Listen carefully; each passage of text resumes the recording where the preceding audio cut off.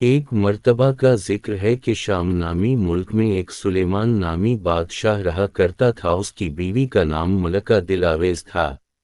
بادشاہ بہت رحم دل تھا اور اس کی رعایا بھی اس کے رحم دل ہونے کی وجہ سے اس سے بہت محبت کرتی تھی۔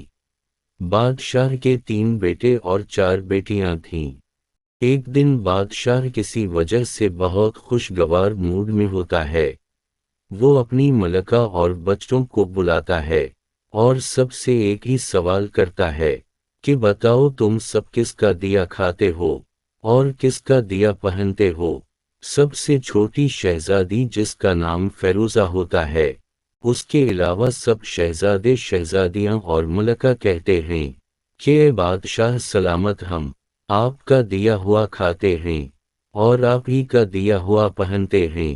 آپ کی ہی کرم نوازش ہے کہ ہم اتنی شان شوکت والی زندگی گزار رہے ہیں۔ بادشاہ یہ بات سن کر بہت خوش ہوتا ہے اور سب کو بہت قیمتی تحائف دیتا ہے۔ پھر باری آتی ہے بادشاہ کی سب سے چھوٹی شہزادی فیروزہ کی۔ بادشاہ اس سے بھی یہی سوال پوچھتا ہے۔ بادشاہ کہتا ہے کہ بتاؤ فیروزہ، تم کس کا دیا کھاتی ہو اور کس کا دیا پہنتی ہو؟ تو فیروزہ کا جواب سن کر سب حیران ہو جاتے ہیں۔ شہزادی فیروزہ کہتی ہے کہ میں اللہ کا دیا ہوا رزق کھاتی ہوں اور اللہ کا ہی دیا ہوا پہنتی ہوں۔ بے شک مجھے سب کچھ میرا اللہ ہی دیتا ہے۔ یہ بات سن کر بادشاہ کو بہت زیادہ غصہ آ جاتا ہے۔ بادشاہ آگ بگولا ہو جاتا ہے۔ وہ غصے میں آ کر اپنے سپاہیوں کو حکم دیتا ہے کہ جا کر اسے جنگل میں چھوڑاؤ، میں اس کی شکل بھی نہیں دیکھنا چاہتا۔ جنگل میں جب اسے کچھ نہ ملے گا اور اس محل کا عیش آرام اسے جب یاد آئے گا تب اس کی عقل ٹھکانے آئے گی۔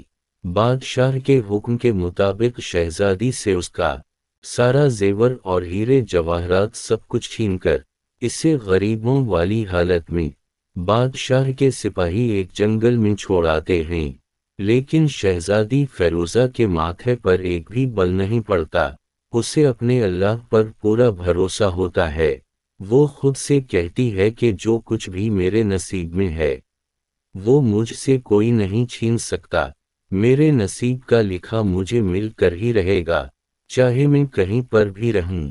دیکھتے دیکھتے شام سے رات ہونے والی ہوتی ہے۔ شہزادی فیروزہ کچھ لکڑیاں جمع کرتی ہے اور رات ہونے پر وہ ان لکڑیوں کو جلاتی ہے تاکہ کوئی جنگلی جانور اس کے قریب نہ آ سکے۔ شہزادی فیروزہ لکڑیاں جلا کر ان کے پاس ہی سو جاتی ہے۔ پھر جب صبح ہوتی ہے تو شہزادی فیروزہ اٹھتی ہے اور جنگل میں کچھ پھل تلاش کرتی ہے۔ وہ جب پھل تلاش کرنے کے لیے جنگل میں ادھر ادھر گھوم رہی ہوتی ہے تو اسے ایک جھونپڑی نظر آتی ہے۔ شہزادی فیروزہ کو جھونپڑی میں سے کچھ آوازیں سنائی دیتی ہیں۔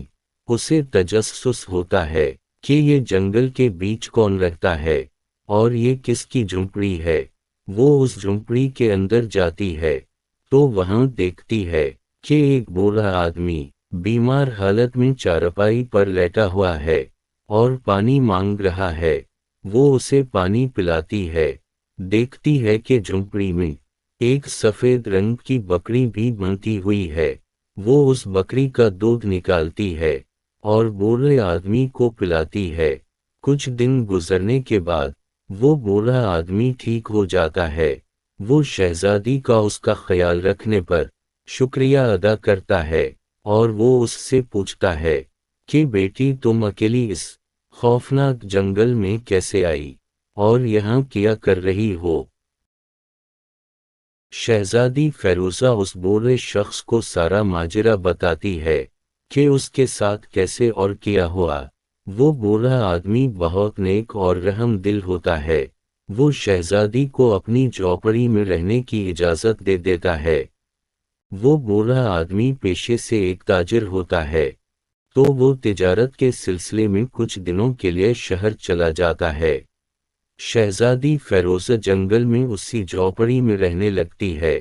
وہ رات کو بکری کا دودھ ایک برتن میں نکالتی ہے آدھا دودھ وہ خود پی لیتی ہے اور آدھا وہ دوسرے برتن میں ڈال کر جھونپڑی سے باہر رکھ دیتی ہے کہ کوئی جانور پی لے گا۔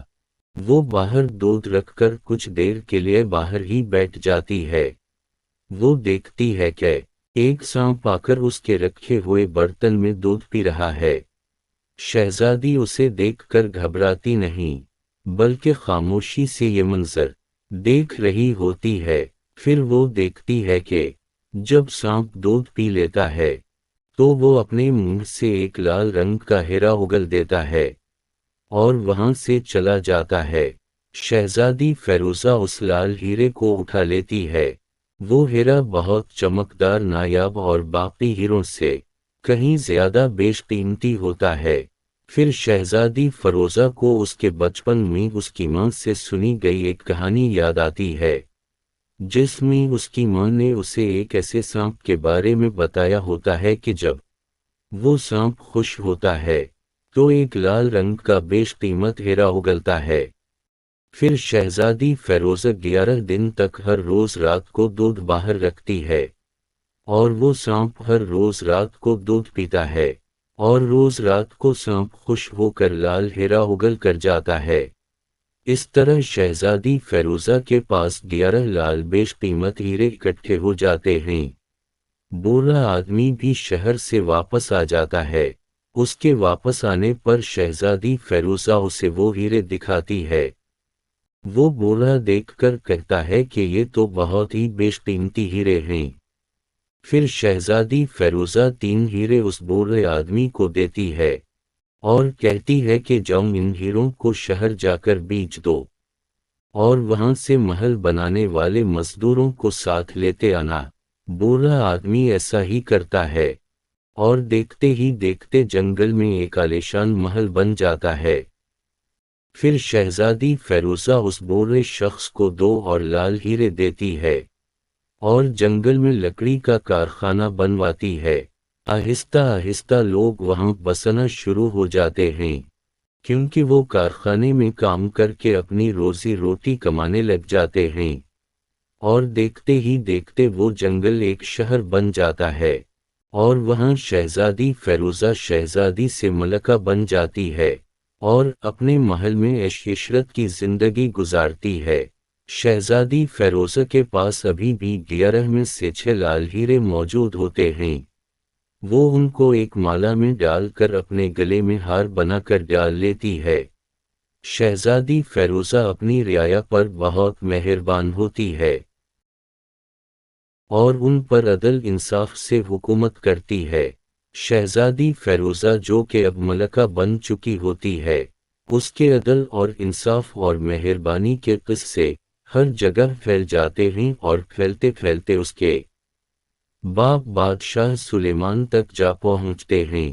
وہ بہت حیران ہوتا ہے کہ یہ کون سی ملکہ ہے جس سے لوگ اتنے متاثر ہیں، جس کی لوگ اتنی تعریفیں کرتے ہیں۔ اس کے دل میں ملکہ سے ملنے کا شوق پیدا ہوتا ہے تو بادشاہ سلیمان اپنے سپاہیوں کے ہاتھوں پیغام بھجواتا ہے کہ میں آپ سے ملنا چاہتا ہوں۔ شہزادی فیروزہ سمجھ جاتی ہے کہ یہ بادشاہ سلیمان کوئی اور نہیں بلکہ اس کا والد ہے جس نے اسے محل سے نکال دیا تھا۔ وہ بادشاہ سے ملنے کی دعوت قبول کر لیتی ہے لیکن وہ ایک شرط رکھتی ہے۔ وہ کہتی ہے کہ میں بادشاہ سے ایک ہی شرط پر ملوں گی کہ وہ اپنی ملکہ اور اپنے تمام بچوں کے ساتھ آئیں گے۔ بادشاہ یہ شرط قبول کر لیتا ہے اور اپنے بیوی بچوں کے ہمراہ شہزادی فیروزہ کے محل پہنچ جاتا ہے۔ وہ سب محل میں داخل ہوتے ہی محل دیکھتے رہ جاتے ہیں کیونکہ شہزادی فیروزہ کا محل ان کے محل سے کئی زیادہ خوبصورت اور عالیشان ہوتا ہے۔ یہ محل بیش قیمت سازو سامان سے بھرا ہوتا ہے۔ شہزادی فیروزہ بادشاہ اور باقی سب سے نقاب کر کے ملتی ہے۔ اس کے نقاب کی وجہ سے کوئی اسے نہیں پہچانتا۔ پھر بادشاہ اور اس کے گھر والوں کے سامنے نت نئے عمدہ قسم کے پکوان رکھے جاتے ہیں۔ ان پکوانوں میں کچھ ایسے بھی ہوتے ہیں جو انہوں نے پہلے کبھی نہیں کھائے ہوتے۔ شہزادی فیروزہ نے بہت ہی خوبصورت زیور اور لباس زیب تن کیا ہوتا ہے، سب اس کی شان شوکت دیکھ کر بہت متاثر ہوتے ہیں۔ پھر بادشاہ شہزادی فیروزہ سے کہتا ہے کہ بیٹی تم میری بیٹیوں جیسی ہو، تو یہ پردہ کیسا؟ شہزادی کوئی جواب نہیں دیتی، وہ خاموشی سے اپنا نقاب ہٹاتی ہے۔ جیسے ہی وہ اپنا نقاب ہٹاتی ہے تو سب اس کا چہرہ دیکھ کر حیران ہو جاتے ہیں اور سب اسے پہچان لیتے ہیں کہ یہ تو شہزادی فیروزہ ہے۔ بادشاہ تو اسے دیکھ کر ہکا بکا رہ جاتا ہے۔ شہزادی فیروزہ کہتی ہے کہ میں آپ سے کہتی تھی نا کہ میں اللہ کا دیا کھاتی ہوں اور اللہ کا دیا پہنتی ہوں، تو آپ آج دیکھ لیجئے، آپ نے مجھے تنہا جنگل میں چھوڑ دیا تھا اور میرے اللہ نے مجھے کہاں سے کہاں پہنچا دیا۔ آپ کو لگا تھا کہ میں آپ کے محل میں واپس آنے کو ترسوں گی، لیکن آج میرے پاس آپ کے محل سے بھی کئی زیادہ عالیشان محل ہے اور میں آج کئی زیادہ عیش والی زندگی گزار رہی ہوں۔ شہزادی فیروزہ کی بہنوں کو اس کے نصیب پر رشک آنے لگتا ہے اور بادشاہ کو الف پنی غلطی کا احساس ہوتا ہے۔ وہ بہت شرمندہ ہوتا ہے اور اپنی بیٹی شہزادی فیروزہ سے معافی مانگتا ہے اور بادشاہ کہتا ہے ہاں تم نے ٹھیک کہا تھا کہ تم اللہ کا دیا کھاتی ہو اور الف للا کا دیا پہنتی ہو۔